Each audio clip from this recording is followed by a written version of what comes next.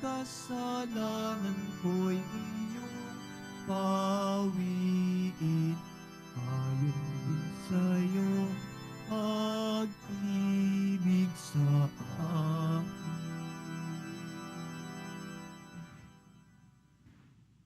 Sa ngalan ng Ama at ng Anak at ng Espiritu Santo, Amen. sumainyo ang Panginoon. At sumaiyo rin.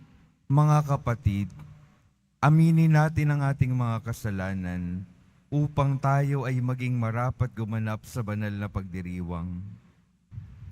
Inaamin ko Sa makapangyarihang Diyos at sa inyo mga kapatid, na lubha akong nagkasala sa isip, sa salita at sa gawa at sa aking pagkukulang. Kaya isinasamo ko sa mahal na Birheng Maria, sa lahat ng mga anghel at mga banal, at sa inyo mga kapatid, na ako'y panalangin sa Panginoong ating Diyos. kaawaan tayo ng makapangyarihang Diyos, patawarin tayo sa ating mga kasalanan, at patnubayan tayo sa buhay na walang hanggan. Amen. Panginoon, kaawaan mo kami. Panginoon, kaawaan mo kami. Kristo, kaawaan mo kami. Kristo, kaawaan mo kami. Panginoon, kaawaan mo kami. Panginoon, kaawaan mo kami. Manalangin tayo.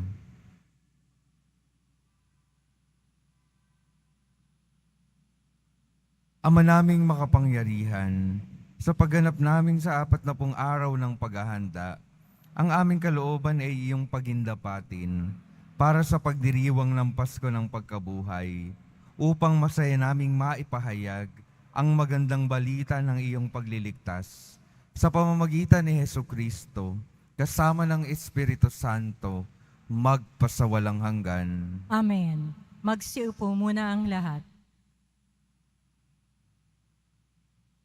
Pagbasa mula sa aklat ni Propeta Ezekiel. Bumalik kami sa pintuan ng templo. Sa ilalim nito'y may agos ng tubig papunta sa silangan. Ang templo'y paharap sa silangan.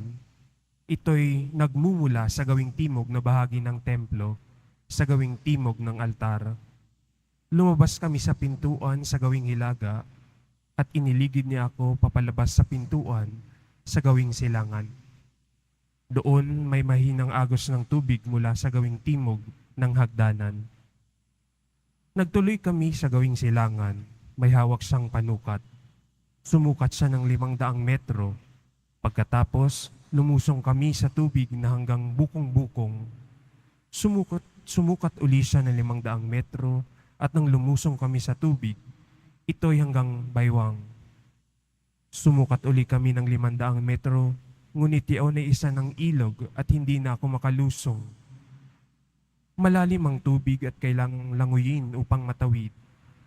Sinabi niya sa akin, "Tao, tandaan mo ang lugar na ito."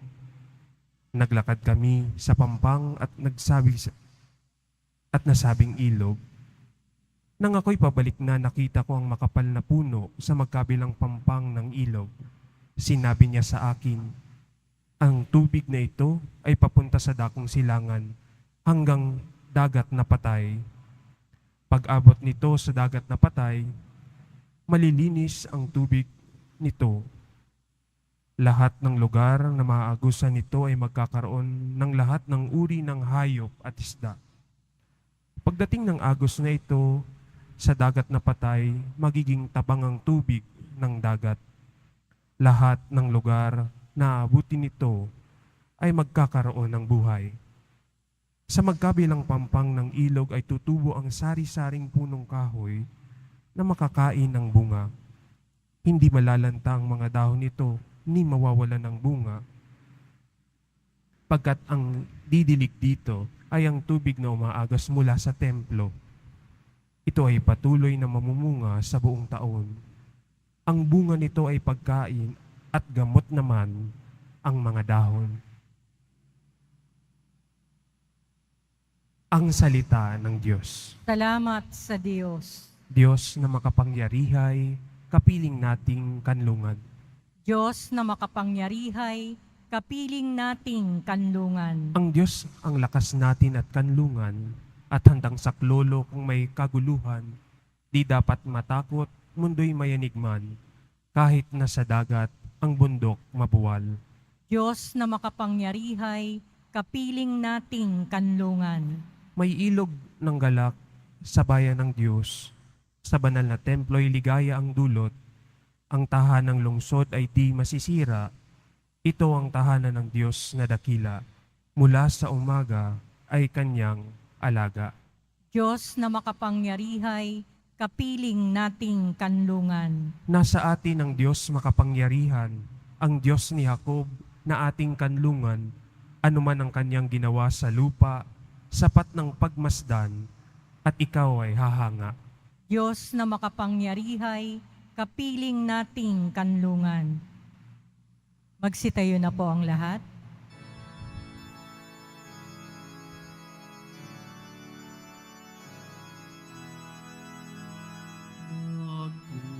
Nagpupuri kami sa'yo, Panginoong Jesucristo. Nagpupuri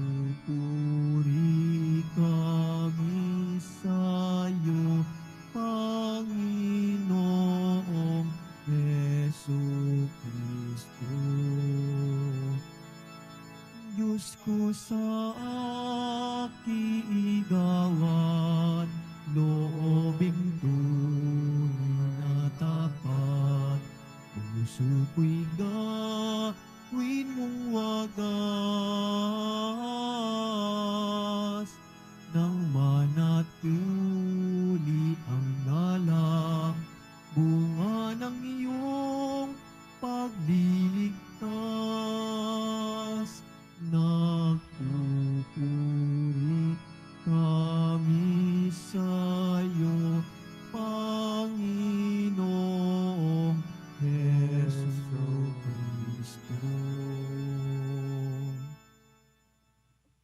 Sumainyo ang Panginoon. At sumaiyo rin. Ang mabuting balita ng Panginoon ayon kay San Juan. Papuri sa iyo, Panginoon. Nang dumating ang pagdiriwang ng pista ng mga Hudyo, pumunta si Jesus sa Jerusalem, sa lungsod na ito. Malapit sa pintuan ng mga tupa, ay may malaking deposito ng tubig na may 5 portiko. Kung tawagin ito sa wikang Hebreo, ay Bethesda. Natitipon dito ang maraming may sakit, mga bulag, mga pilay at mga paralitiko. Hinihintay nilang gumalaw ang tubig, sapagkat may panahong bumababa ang isang anghel ng Panginoon at kinakalawkaw ang tubig. Ang maunang lumusong pagkatapos makalawkaw ang tubig ay gumagaling. Ano man ang kanyang karamdaman, do'y may isang lalaking 38 taon nang may sakit, at siya'y nakita ni Jesus. Alam nitong matagal nang may sakit ang lalaki. Tinanong siya ni Jesus, "Ibig mo bang gumaling?" Sumagot ang may sakit, "Ginoo, wala pong maglusong sa akin kapag nakalawkaw na ang tubig.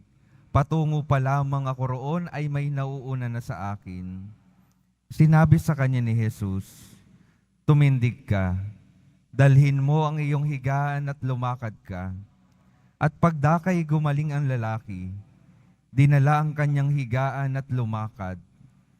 Nooy araw ng pamamahinga, kaya't sinabi ng mga Hudyo sa lalaking pinagaling, "Araw ng pamamahinga ngayon, labag sa kautusan na dalhin mo ang iyong higaan." Ngunit sumagot siya, "Ang nagpagaling sa akin ang nagsabing dalhin ko ang aking higaan at lumakad ako." At siya'y tinanong nila, "Sino ang nagsabi sa iyo na dalhin mo ang iyong higaan at lumakad ka?" Ngunit hindi nakilala ng lalaki kung sino ang nagpagaling sa kanya, sapagkat nawala na si Jesus sa karamihan ng tao. Pagkatapos, nakita ni Jesus sa loob ng templo ang lalaki at sinabihan, "Magaling ka na ngayon. Huwag ka nang magkakasala at baka may mangyari sa iyo na lalo pang masama." Umalis ang lalaki at sinabi sa mga Hudyo na si Jesus ang nagpagaling sa kanya. Dahil dito, si Jesus ay sinimulang usigin ng mga Hudyo sapagkat nagpagaling siya sa araw ng pamamahinga. Ang mabuting balita ng Panginoon. Pinupuri ka namin, Panginoong Hesukristo. Magsiupo muna tayong lahat. Magandang umaga po mga minamahal kong mga kapatid na naririto at kasama natin online. Good morning po. Pakingitian naman po yung mga kalapit po natin pakisabi. Magandang umaga.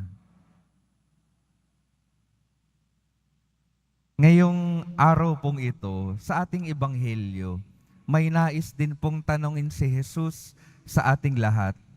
Ang tanong niya, katulad niya sa tanong sa taong may sakit, ibig po ba ninyong gumaling? Gusto niyo po bang gumaling? Kung sa ebanghelyo, tinatanong niya ito sa isang lalaking may karamdaman ng matagal ng panahon, tayo rin po tinatanong. Pero ang gustong ipatingin sa atin na kasakitan ng Panginoon ay hindi lamang yung pisikal. Nais niyang ipatingnan sa ating mga sarili yung kasakitan na mas malalim sa pisikal, kasakitan ng ating kaluluwa, dulot ng kasalanan. Nais po ba nating gumaling sa sakit na ito? Dahil ito po yung mas malubhang kasakitan. Dahil kung hindi tayo gagaling dito sa kasakitang ito, hindi natin makakamit yung buhay na walang hanggan. Kaya ang unang tanong ni Jesus sa ating lahat sa araw na ito, gusto po ba nating gumaling? Amen po. Gusto naman. Bakit niya itinatanong ito? Dahil yung Diyos, gusto niya, sigurado siya, na gustong ibigay yung kagalingan na nais niya sa buhay ng bawat isa. Ngunit, ginagalang ng Panginoon yung kalayaan ng ating mga katauhan. Kaya tinatanong niya tayo, gusto rin ba natin? Baka katulad tayo ng lalaki sa ebanghelyo, tinanong siya, pero anong sagot niya? Panginoon, wala pong magdadala sa akin sa tubig. Panginoon, hindi ho ba kaganon tayo kadalasan? Tinatanong na tayo, nasa harapan na natin ang gustong pagpapalang ibigay ng Panginoon, pero ayaw pa rin nating tanggapin. Andito na po sa ating gilid ang sakramento ng kumpisal. Panginoon, saka na lang po kapag malapit na. Mga minamahal kong mga kapatid, yung mga biyaya, yung pagpapala ay nasa harapan na natin. Ibinibigay ng ating Panginoon dahil nais ng Panginoon maging maganda yung buhay natin ngayon pa lamang. Pero ang kailangan, malaya tayong magbubukas ng ating sarili, malaya tayong tatanggap sa kanyang biyaya, at malaya rin nating gugustuhin ang nais ng Panginoon. Ano po bang minsan nagpapahirap sa atin sa pagtanggap sa pagpapagaling at pagbabagong ninanais ng ating Panginoon? Yung sa katagalan po ng pagkakasadlak natin sa kasalanan. Yung nasanay na tayo sa ganoong buhay, kaya't nahihirapan na tayo natanggapin yung nais ng Diyos na mabuti at maayos na buhay. Kaya ang isang imbitasyon ko po sa araw na ito, tingnan po natin yung ating mga buhay. Ano po ba yung mga kasalanan na nagdudulot ng kasakitan sa ating kaluluwa na matagal na nating dala-dala sa ating mga buhay? Itaas po natin sa Panginoon. Humingi tayo ng lakas sa Panginoon na tunay nating mabitawan itong mga ito upang tunay tayong mapagaling ng Panginoon at makapagsimulang muli tayo. Sa dulo po ng bawat kumpisal, ang isa po sa mga sinasabi talaga naming mga pari ay humayo kayo at huwag nang magkakasalang muli. Isa po siguro sa pinaka masaya at magaan na mga salita, nagpapagaan ng mga salita sa atin, lalo na kapag tayo ay nagkakamali o nagkakasala, ay kapag sinabing pinapatawad na kita. Ganon din po yung sinasabi ng ating Panginoon. sa sakramento ng kumpisal kapag tayo ay nagsisisi. Pinapatawad na kita sa iyong mga kasalanan. Humayo ka at huwag ka nang magkakasalang muli. Ganon din po yung paalala sa atin ng Panginoon. Sa bawat pagkakataon na tayo ay bumabalik at nagsusumikap na magbago, magsimula tayong muli. Simulan mo na yung buhay mo ng maayos. Huwag ka nang magkasalang muli. At narinig po natin sa Ebanghelyo, huwag ka nang magkasala at baka may mangyari sa iyo na lalo pang masama. Ito po yung isa pang mahirap kapag tayo ay naglalakad patungo sa pagbabago. Yung temptasyon na balikan yung dati nating buhay dahil doon nga tayo nasanay. O kaya naman, dahil meron talagang puwersa ng masama na humihila sa atin pabalik sa buhay kasalanan. Kaya anong kailangan nating gawin? Kailangan nating mas kumapit, mas palalimin yung pagkapit sa Diyos sa pamamagitan ng panalangin. Dahil maraming puwersa ang gustong humatak sa atin pabalik sa masama. Halimbawa po, sa isang parokya pong minsan kong napuntahan, pagkatapos po ng misa, ay may isang dating nakulong na lumapit sa akin. Nagpakilala po siya. Sabi niya, siya ay matagal nang nakulong at nakalaya na. At ang una niya raw na pinuntahan nung siya ay nakalaya ay yung simbahang iyon. Dahil gusto niyang magpasalamat sa Diyos at gusto niyang humingi ng lakas sa Diyos sa kanyang bagong buhay na sisimulan. At inopen niya sa akin, matapos daw ang ilang buwan, nakahanap din siya ng trabaho. Pero sa kanyang trabaho, ay may mga katrabaho siyang masama yung tingin sa kanya dahil sa kanyang nakaraan. Kung minsan ay pinagkukwentuhan daw siya, pinagsasalitaan ng mali, hindi siya binibigyan ng pagkakataon. Kaya kung minsan daw sinasabi niya sa akin, Father, hirap na hirap po ako. Kung ano-ano pong sinasabi nila, para bang gusto ko na lang saktan sila para tumigil sila. Sabi ko sa kanya, ayun yung gusto ng masama. Sa ating daan patungo sa pagbabago, gusto niya tayong maibalik sa dati nating buhay. Kaya tayo pinapadalhan ng mga ganitong mga pagsubok dahil ayaw niyang magtuloy-tuloy tayo sa buhay na maganda. Kaya nung sinabi ko sa kanya, patuloy siyang magtimpi, patuloy siyang kumapit sa Diyos, humingi ng lakas sa Diyos para mapagtagumpayan yung pagsubok na kinakaharap niya. Patunayan niya na tunay na siyang nagbago. Patunayan niya sa mata ng mundong ito na pwedeng magbago ang isang tao. Kaya nating mamuhay ng matuwid anuman yung ating nakaraan. At ito po yung sinasabi ng ating Panginoon sa bawat panahon na pinapatawad niya tayo sa ating mga kasalanan. Magsimula tayong muli. Wala na akong pakialam sa iyong nakaraan. Ang mahalaga, itong mga susunod na bukas na iyong lalakaran. Nawa ito ay maayos. Nawa ito ay matuwid na.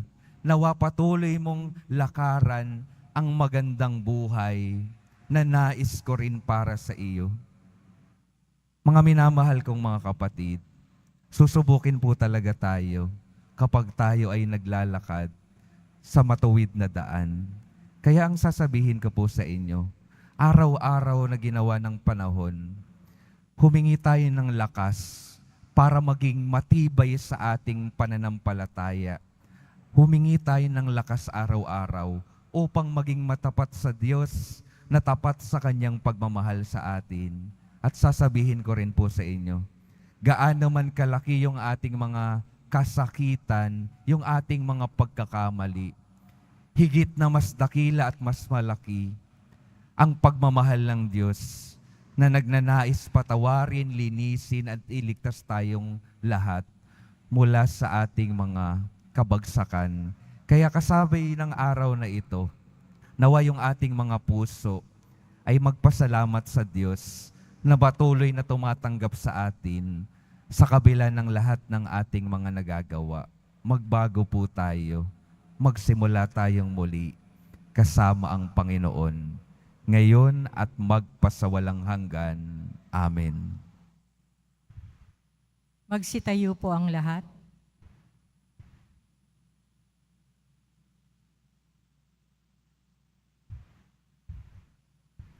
Minamahal kong mga kapatid, habang higit nating nakikilala ang Diyos, lalo nating nauunawaan na lubos tayong umaasa sa Kanya. Sa bawat panalangin ng ating sasabihin, banal na tagapagpagaling, tulungan mo kami. Banal na tagapagpagaling, tulungan mo kami. Ang mga pinuno ng simbahan, naway lubos na mag-aalay ng kanilang buhay sa paglilingkod kay Kristo, manalangin tayo. Banal na tagapagpagaling, tulungan mo kami. Tayo naway magkaroon ng pusong bukas sa pag-aalay ng sarili at lumago sa pagsunod kay Kristo na may pusong maamo at mapagkumbaba, manalangin tayo. Banal na tagapagpagaling, tulungan mo kami. Tayo naway magkaroon ng tunay na diwa ng kababaang loob sa ating pakikitungo sa mga dukha at mga api at makita natin ang presensya ni Kristo sa kanila, manalangin tayo. Banal na tagapagpagaling, tulungan mo kami. Ang mga may sakit naway makatagpo ng pagmamahal at pagtataguyod sa mga nangangalaga sa kanila, manalangin tayo. Banal na tagapagpagaling, tulungan mo kami. Panginoong Diyos, Ama ng mga dukha, bagamat batid namin ang aming mga kahinaan at pagmamalaki, dinggin mo ang mga kahilingan ng iyong bayang nangangailangan ng iyong tulong. Idinadalangin namin ito sa pamamagitan ni Jesucristo na aming Panginoon. Amen. Magsiupo muna ang lahat.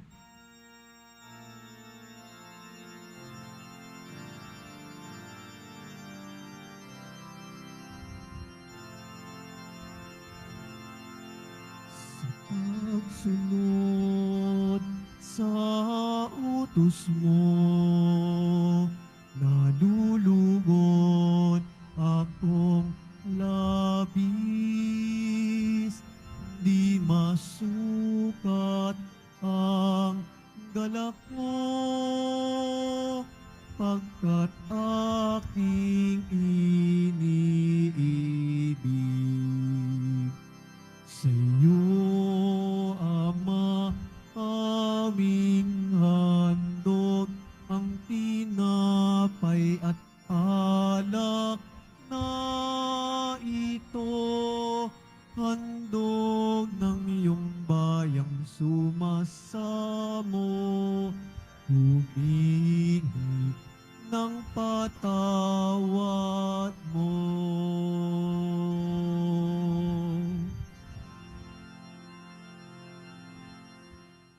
Magsitayo na po ang lahat.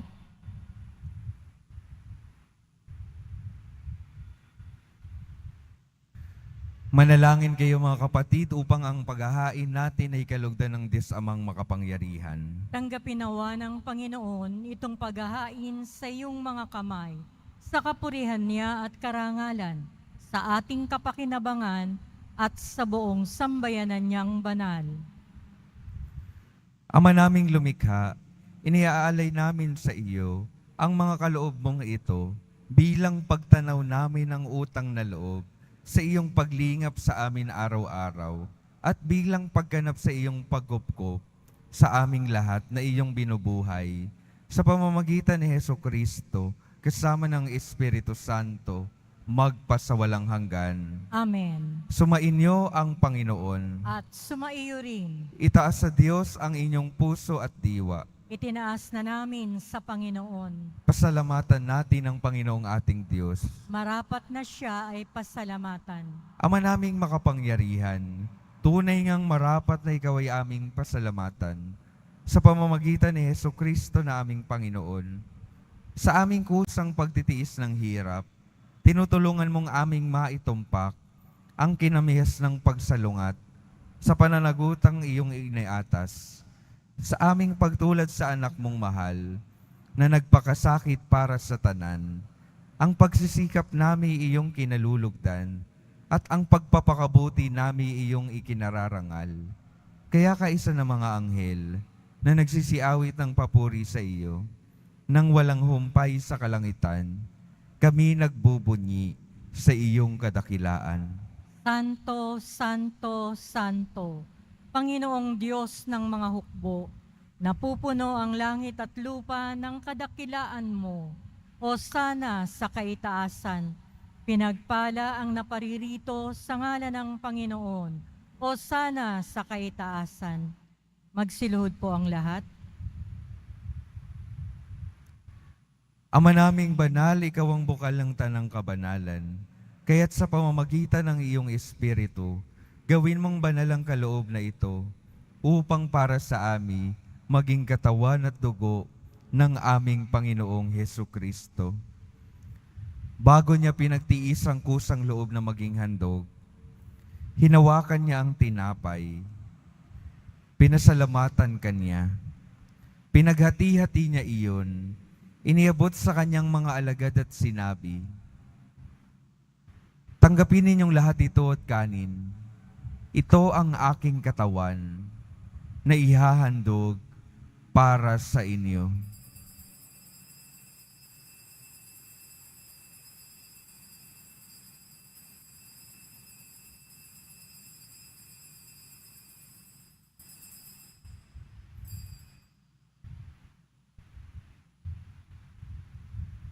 Gayon din naman nung matapos ang hapunan, hinawakan niya ang kalis, muli kanyang pinasalamatan.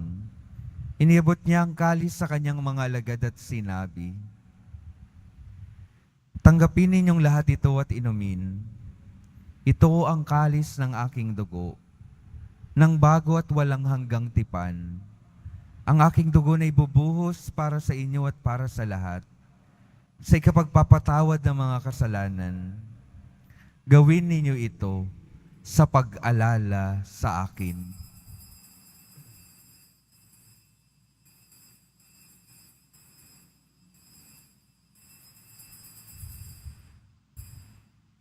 Magsitayo na po ang lahat. Ipagbunyi natin ang misteryo ng pananampalataya. Si Kristo'y namatay, si Kristo'y nabuhay, si Kristo'y babalik sa wakas ng panahon.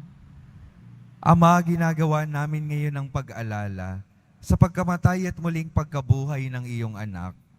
Kaya't iniaalay namin sa iyo ang tinapay na nagbibigay buhay at ang kalis na nagkakaloob ng kaligtasan. Kami nagpapasalamat dahil kami iyong minarapat na tumayo sa harap mo para maglingkod sa iyo. Isinasamo namin kaming magsasalo-salo sa katawan at dugo ni Kristo ay mabuklod sa pagkakaisa sa pamamagitan ng Espiritu Santo. Ama, lingapin mo ang iyong simbahang laganap sa buong daigdig. Puspusin mo kami sa pag-ibig, kaisa ni Francisco na aming Papa, at ni Jose na aming Obispo, at ng Tanang Kaparian. Alalahanin mo rin ang mga kapatid naming nahimlay, nang may pag-asang sila'y muling mabubuhay. Gayon din ang lahat ng mga pumanaw. Kaawaan mo sila at patuloyin sa iyong kaliwanagan. Kaawaan mo at pagindapatin kaming lahat na makasalo sa iyong buhay na walang wakas. Kaisa ng mahal na Birheng Maria na Ina ng Diyos, ng kabiyak ng puso niyang si San Jose, kaisa ng mga apostol, ni San Juan Bautista at ng lahat ng mga banal, na namuhay dito sa daigdig ng kalugod-lugod sa iyo, maipagdiwang nawa namin ang pagpupuri sa ikararangal mo sa pamamagitan ng iyong anak na aming Panginoong Hesukristo. Sa pamamagitan ni Kristo, kasama niya at sa Kanya, ang lahat ng parangal at papuri ay sa iyo, Diyos Amang makapangyarihan, kasama ng Espiritu Santo, magpa sa walang hanggan. Amen. Sa tagubilin ng mga nakagagaling na utos at sa turo ni Jesus na Panginoon natin at Diyos, ipahayag natin ang lakas loob. Ama namin, Sumasalangit ka, Sambahin ang ngalan mo. Mapasa amin ang kaharian mo. Sundin ang loob mo dito sa lupa para ng sa langit. Bigyan mo kami ngayon ng aming kakanin sa araw-araw at patawarin mo kami sa aming mga sala para ng pagpapatawad namin sa nagkakasala sa amin. At huwag mo kaming ipahintulot sa tukso at iadya mo kami sa lahat ng masama. Hinihiling namin kami yadya sa lahat ng masama, pagkalooban ng kapayapaan araw-araw, iligtas sa kasalanan at ilayo sa lahat ng kapahamakan, samantalang aming pinananabikan ang dakilang araw ng pagpapahayag ng tagapagligtas naming si Jesucristo. Sapagkat iyo ang kaharian at ang kapangyarihan at ang kapurihan magpakailanman. Amen. Panginoong Jesucristo, sinabi mo sa iyong mga apostol, kapayapaan ang iniiwan ko sa inyo, ang aking kapayapaan ang ibinibigay ko sa inyo. Tunghayan mo ang aming pananampalataya at huwag ang aming pagkakasala. Pagkalooban mo kami ng kapayapaan at pagkakaisa, ayon sa iyong kalooban, kasama ng Espiritu Santo, magpasawalang hanggan. Amen. Ang kapayapaan ng Panginoon ay laging sumainyo. At sumaiyo rin. Magbigayan kayo ng kapayapaan sa isa't isa.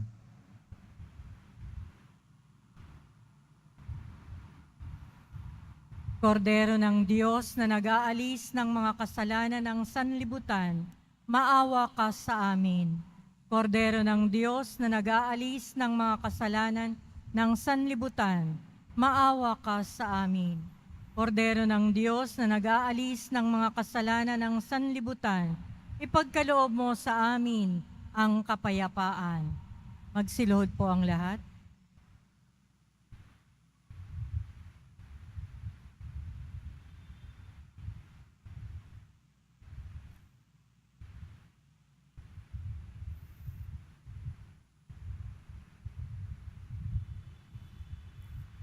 Ito ang kordero ng Diyos. Ito ang nag-aalis ng kasalanan ng sanlibutan. Mapalad ang mga inaanyayahan sa kanyang piging. Panginoon, hindi ako karapat-dapat na magpatuloy sa iyo, ngunit sa isang salita mo lamang ay gagaling na ako.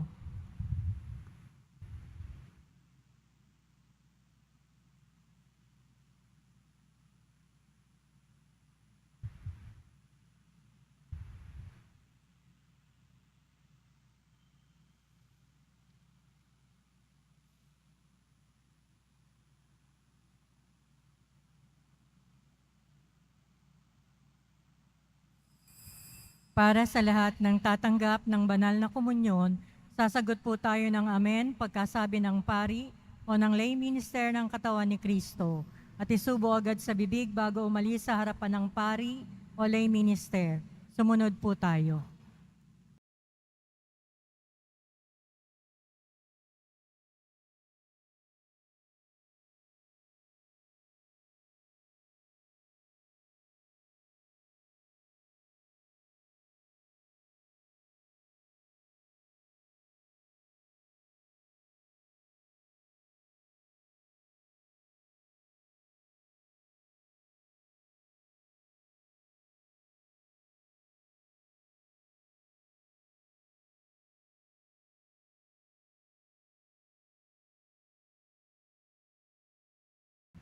Magsitayo na po ang lahat. Manalangin tayo. Ama naming mapagmahal, gawin mong dalisay ang aming kalooban at panibaguhin mo ito sa aming pakikinabang upang ang tulong mo ngayon at sa hinaharap ay aming lubusang matanggap sa pamamagitan ni Jesucristo kasama ng Espiritu Santo magpasawalang hanggan. Amen. Mga minamahal kong mga kapatid, ang patuloy pong paalala sa atin sa araw na ito, nais tayong bigyan ng Diyos ng magandang buhay. Nawa naisin din natin ito. Buksan natin ang ating mga sarili sa pagpapagaling ng Diyos. Bitawan na po natin ang mga nakasanayan nating kasalanan upang tayo ay tunay na makapaglakbay ng matapat patungo sa buhay na walang hanggan. Sumainyo ang Panginoon. At sumaiyo rin. Mahal na poong Jesus Nazareno, inihayag mo sa pamamagitan ng krus ang walang maliw na pag-ibig ng Diyos sa sangkatauhan. Pakinggan mo ang kahilingan ng iyong angkan na nagsusumamot sa iyo. Makamtan nawa nila ang iyong katugunan at tanggapin ang kasagutan na may utang na loob na tinatanaw. Basbasan din po ninyo ang mga daladala nilang mga imahen at dasalan. Sa pamamagitan ng bendisyon na ito, naway maalala nila ang mga pangako nila sa binyag, na ikaw ay kanilang iibigin at paglilingkuran bilang Panginoon, magpasawalang hanggan. Amen. At pagpalain kayo ng makapangyarihang Diyos, Ama, Anak at Espiritu Santo. Amen. Humayo kayong mapayapa, taglay ang pag-ibig ng poong Jesus Nazareno. Salamat sa Diyos.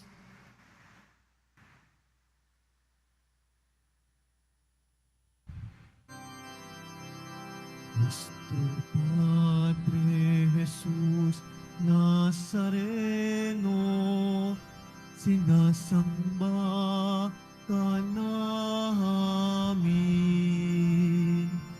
Pinipinto ka namin. Aral mo ang aming buhay at kaligtasan. Nuestro Padre Jesus Nazareno, iligtas mo kami sa kasalanan. Ang krus mong kinamatayan ay sagisag ng aming kaligtasan. Nuestro Padre Jesus Nazareno, dinarangal ka na amin.